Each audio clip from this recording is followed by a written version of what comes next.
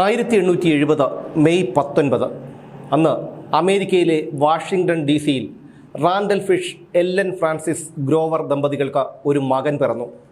Walter, Annie, Edwin എന്നീ മക്കൾക്ക് ശേഷം പിറന്ന അവന് അച്ഛനമ്മമാർ ആൽബർട്ട് ഫിഷ് എന്ന് പേരിട്ടു. റാൻഡൽ ഫിഷ് മുമ്പ് ഒരു ബോട്ട് ഡ്രൈവറായിരുന്നു. പിന്നീട് അയാൾ ഒരു ചെറുകിട വളം നിർമ്മാണ യൂണിറ്റ് തുടങ്ങി. റാൻഡൽ ഫിഷ് ഇംഗ്ലീഷ് വംശജനായ അമേരിക്കക്കാരനും ഭാര്യ Ellen Francis Grover Scottish Irish അമേരിക്കക്കാരിയുമായിരുന്നു. ഭാര്യയേക്കാൾ 43 വയസ്സ് കൂടുതലുണ്ടായിരുന്നു റാൻഡൽ ഫിഷിന്. അതായത് നമ്മുടെ കഥാനായകനായ ആൽബർട്ട് ഫിഷ് ജനിക്കുമ്പോൾ അവൻ്റെ പിതാവ് റാൻഡലിന് 75 വയസ്സായിരുന്നു. റാൻഡൽ, എല്ലൻ ദമ്പതികളുടെ ഒരു മകൻ മരിച്ചുപോയിരുന്നു. അവൻ്റെ ഓർമ്മയ്ക്കായാണ് ഒടുവിൽ ജനിച്ച മകന് ആൽബർട്ട് എന്ന് പേരിട്ടത്. ആൽബർട്ടിൻ്റെ കുടുംബത്തിലെ പലർക്കും മാനസിക രോഗമുണ്ടായിരുന്നു. അവൻ്റെ അമ്മാവൻ ഒരു മാനസിക രോഗിയായിരുന്നു. ഒരു സഹോദരൻ മാനസിക രോഗാശുപത്രിയിൽ ചികിത്സയിലായിരുന്നു. പിതാവിൻ്റെ അർദ്ധ സഹോദരന് സ്കീസോഫ്രീനിയയും സഹോദരി ആനിക്ക് മാനസിക വൈകല്യവും ഉണ്ടായിരുന്നു. അമ്മ എല്ലന് വിഷ്വൽ ഹാലുസിനേഷൻ ഉണ്ടായിരുന്നു. കൂടാതെ അവൻ്റെ മറ്റ് 3 ബന്ധുക്കളും മാനസിക രോഗത്തിന് ചികിത്സയിലായിരുന്നു. 1875 ഒക്ടോബർ 16 അന്ന് ആൽബർട്ടിൻ്റെ കുടുംബത്തിൽ ഒരു ദുരന്തം നടന്നു. അവൻ്റെ അച്ഛൻ Randall Fish Baltimore and Potomac railroad സ്റ്റേഷനിൽ വെച്ച് ഹൃദയാഘാതമുണ്ടായി. അയാൾ മരണപ്പെട്ടു. ആ കുടുംബത്തെ സംബന്ധിച്ചിടത്തോളം വലിയൊരു ആഘാതമായിരുന്നു അത്.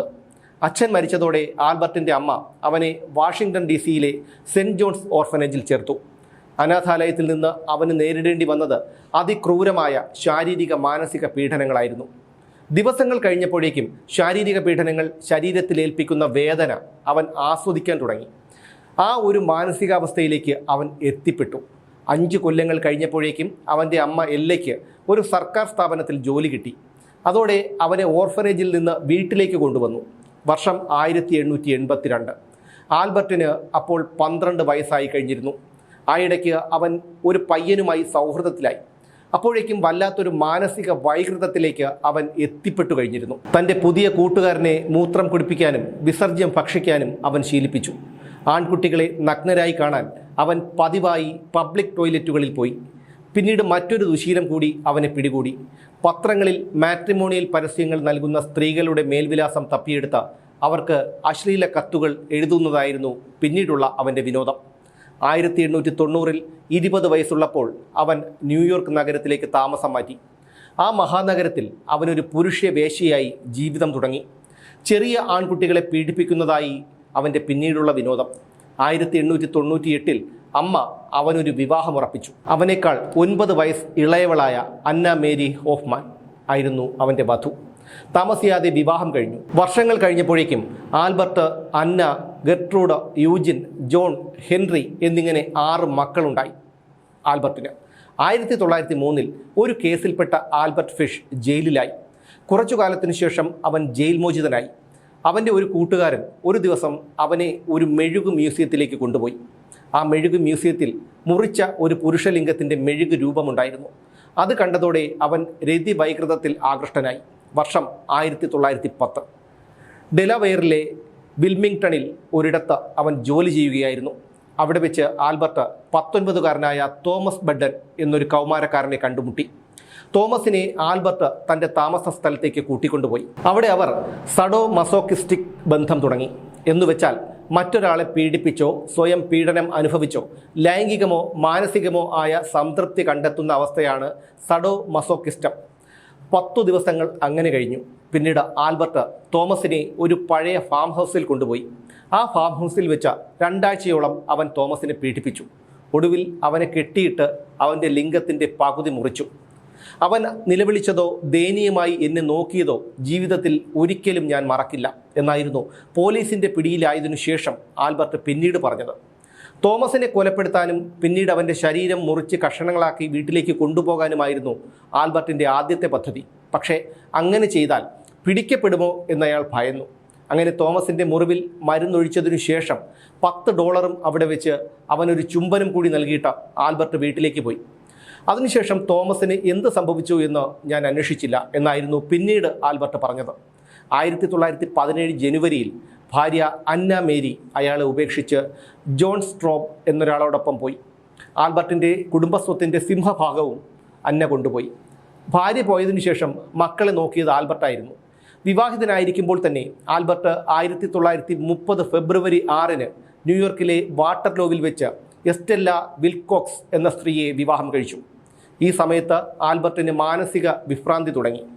തൻ്റെ വയറ്റിലും ഞരമ്പുകളിലും സൂചികൾ കുത്തിക്കയറ്റി അയാൾ സ്വയം വേദന ആസ്വദിക്കാൻ തുടങ്ങി. പിന്നീട് എടുത്ത എക്സ്റേയിൽ 29ഓളം സൂചികൾ അയാളുടെ ശരീരത്തിലുണ്ടെന്ന് കണ്ടെത്തി. പലകയിൽ ആണി തറച്ച് അതുകൊണ്ട് ശരീരത്തിൽ സ്വയം അടിച്ച് അയാൾ ആനന്ദിച്ചു. തൻ്റെ മക്കളെയും അവരുടെ കൂട്ടുകാരെയും ആൽബർട്ട് വിട്ടില്ല. അവരെയും അയാൾ മൃഗീയമായി ഉപദ്രവിച്ചു. 1919 ജോർജ് ടൗണിൽ വെച്ച ബുദ്ധിമാന്ദ്യമുള്ള ഒരു കുട്ടിയെ ആൽബർട്ട് കുത്തിക്കൊലപ്പെടുത്തി.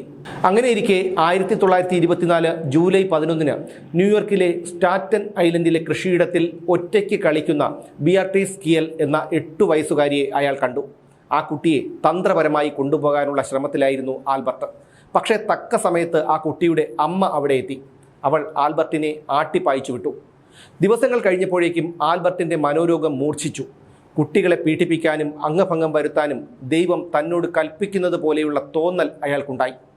1928 മെയ് 25 ന്യൂയോർക്ക് വേൾഡിൻ്റെ ഞായറാഴ്ച പതിപ്പിൽ ഒരു പരസ്യമുണ്ടായിരുന്നു. ആ പരസ്യം ഇങ്ങനെയായിരുന്നു: 18 വയസ്സുള്ള യുവാവിന് ഒരു ജോലി ആവശ്യമുണ്ട്. Edward bed, 406 west 15th street, New York. ഈ പരസ്യം ആൽബർട്ടിൻ്റെ ശ്രദ്ധയിൽപ്പെട്ടു. അയാൾ എഡ്വേർഡിന് ജോലി കൊടുക്കാമെന്ന് പറഞ്ഞ് അവൻ്റെ വീട്ടിലെത്തി. താനൊരു കർഷകനാണെന്നും പേര് ഫ്രാങ്ക് ഹോവാർഡ് എന്നാണെന്നും അയാൾ പരിചയപ്പെടുത്തി. എഡ്വേർഡിനും കൂട്ടുകാരനും താൻ ജോലി നൽകാമെന്ന് അയാൾ വാഗ്ദാനം നൽകി. കുറച്ചു ദിവസങ്ങൾക്ക് ശേഷം വീണ്ടും വരാമെന്ന് പറഞ്ഞു പോയ ആൽബർട്ട് എഡ്വേർഡിൻ്റെ സഹോദരിയായ 10 വയസ്സുകാരി ഗ്രേസിനെ പ്രലോഭിപ്പിച്ച് ആൾതാമസമില്ലാത്ത ഒരു വീട്ടിലെത്തിച്ചു. പിന്നീട് കഴുത്തു ഞെരിച്ച് അവളെ കൊലപ്പെടുത്തി. അതിനുശേഷം അവളുടെ ശരീരം മുറിച്ച് കഷണങ്ങളാക്കി കുറെ ഭക്ഷിച്ചു. ഗ്രേസിനെ ആൽബർട്ട് തട്ടിക്കൊണ്ടുപോയ കാര്യം ആരും അറിഞ്ഞില്ല. അതുകൊണ്ട് തന്നെ അയാൾ പിടിക്കപ്പെട്ടതുമില്ല. 1934 ഗ്രേസിൻ്റെ അച്ഛനമ്മമാർക്ക് ഒരു കത്ത് കിട്ടി. അജ്ഞാതനായ ഒരാളായിരുന്നു ആ കത്തയച്ചത്. ആ കത്തിൽ നിന്നാണ് പോലീസ് ആൽബർട്ടിലേക്ക് എത്തിയത്. എഡ്വേർഡിന് ജോലി നൽകാമെന്ന് പറഞ്ഞു കൊണ്ടുവന്ന് അവനെ കെട്ടിയിട്ട് ശരീരത്തിൽ മുറിവുണ്ടാക്കി രക്തം വാർന്നു മരിക്കുന്നത് കാണുകയായിരുന്നു ഉദ്ദേശമെന്ന് പോലീസിൻ്റെ പിടിയിലായതിനു ശേഷം ആൽബർട്ട് പിന്നീട് സമ്മതിച്ചു. 1935 മാർച്ച് 11 ന്യൂയോർക്കിലെ വൈറ്റ് പ്ലെയിൻസിൽ ആൽബർട്ടിൻ്റെ വിചാരണ തുടങ്ങി. ആ വിചാരണ 10 ദിവസം നീണ്ടു. തനിക്ക് ഭ്രാന്താണെന്നും ദൈവത്തിൻ്റെ കൽപ്പനയനുസരിച്ചാണ് താൻ കുട്ടികളെ കൊലപ്പെടുത്തിയത് എന്നുമൊക്കെ അയാൾ വാദിച്ചു. എന്നാൽ ആൽബർട്ടിന് സാഡിസം, മസോക്കിസം, ഫ്ലാഗലേഷൻ, എക്സിബിഷനിസം, വൊയൂറിസം, പിക്കോറിസം, നരഭോജനം, കോപ്രാഫാഗിയ, യൂറോഫീലിയ, ഹെമറ്റോലാഗ്നിയ, പീഡോഫീലിയ, നെക്രോഫീലിയ, ഇൻഫിബുലേഷൻ എന്നിങ്ങനെയൊക്കെയുള്ള അപകടകാരികളായ ലൈംഗിക മാനസിക രോഗങ്ങളുണ്ടെന്ന് മനോരോഗ വിദഗ്ധർ കോടതിയിൽ സാക്ഷ്യപ്പെടുത്തി. 400ഓളം കുട്ടികളെയാണ് അയാൾ പീഡനത്തിന് ഇരകളാക്കിയത്. അതിൽ ചിലരെ കൊലപ്പെടുത്തി, ചിലരുടെ മാംസം ഭക്ഷിച്ചു. 10 ദിവസങ്ങൾ നീണ്ട വിചാരണയ്ക്കു ശേഷം കോടതി അയാൾക്ക് വിധിച്ചത് വധശിക്ഷയായിരുന്നു. 1936 ജനുവരി 16 സിംഗ് ജയിലിൽ വെച്ച് വൈദ്യുത കസേരയിൽ ഇരുത്തി അയാളുടെ വധശിക്ഷ നടപ്പാക്കി. ജയിലിലെ സെമിത്തേരിയിൽ തന്നെ അയാളുടെ മൃതദേഹം സംസ്കരിച്ചു. വധശിക്ഷ നടപ്പിലാക്കിയ ജയിൽ ജീവനക്കാരന് തൻ്റെ ശരീരത്തിൽ ഷോക്കടിപ്പിക്കാനുള്ള ഇലക്ട്രോഡുകൾ പിടിപ്പിക്കാൻ ആൽബർട്ട് തന്നെ സഹായിച്ചു. ആൽബർട്ടിൻ്റെ വധശിക്ഷ നടപ്പിലാക്കിയതിനു ശേഷം അയാളുടെ അഭിഭാഷകനായ ജെയിംസ് ഡെംസി മാധ്യമപ്രവർത്തകരോട് പറഞ്ഞത് ഇങ്ങനെയായിരുന്നു: ആൽബർട്ടിൻ്റെ ചില കുറിപ്പുകൾ എൻ്റെ കയ്യിലുണ്ട്, പക്ഷേ ഞാനത് ആരെയും കാണിക്കില്ല. അത്രയ്ക്ക് അശ്ലീലമാണത്. സീരിയൽ കില്ലറായ ആൽബർട്ടിനെ കുറിച്ച് പിന്നീട് ചില ചലച്ചിത്രങ്ങളും ഡോക്യുമെൻ്ററികളും പുറത്തിറങ്ങി. ലോകത്തിലെ ഏറ്റവും ക്രൂരരായ പരമ്പര കൊലയാളികളിൽ ഒരാളായ ആൽബർട്ട് ഫിഷിൻ്റെ കഥ ഇന്നും ഞെട്ടലുണ്ടാക്കുന്നതാണ്.